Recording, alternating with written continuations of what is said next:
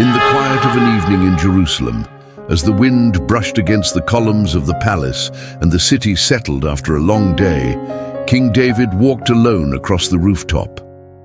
He had no idea that in that very moment his life would take a turn that would mark history forever. As he looked down, his eyes caught sight of a woman of rare beauty. She was bathing peacefully, unaware that the king was watching. Her name was Bathsheba, and with a single glance, David felt his heart captured by a desire that did not belong to him.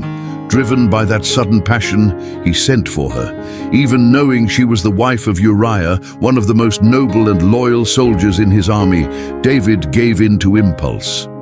What began as a forbidden encounter soon became a weight he could no longer hide. Days later, Bathsheba sent him a message that struck him like a storm. "I am pregnant." From that moment on, David let fear and shame speak louder than his faith. He summoned Uriah from the battlefield, hoping he would go home and be with his wife, so no one would ever know. But the soldier, loyal to his duty and to the suffering of his fellow warriors, refused to enjoy comfort while the war still raged.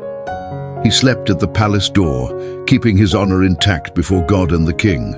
Uriah's loyalty exposed the darkness in David's heart at that moment.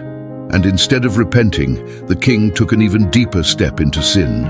He commanded Joab, the army commander, "Place Uriah on the front lines where the fighting is fiercest, then withdraw from him." It was a cruel sentence against a man who had never betrayed him. Soon, the cold report arrived. Uriah had fallen in battle, a hero slain, not by the enemy, but by the hidden hand of his own king. David took Bathsheba as his wife, hoping to bury the past. But what began in secret awakened the judgment of the Lord.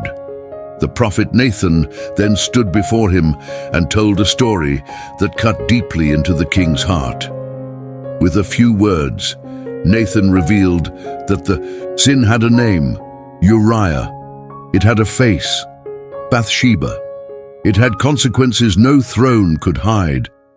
And there, confronted by truth, David could no longer run.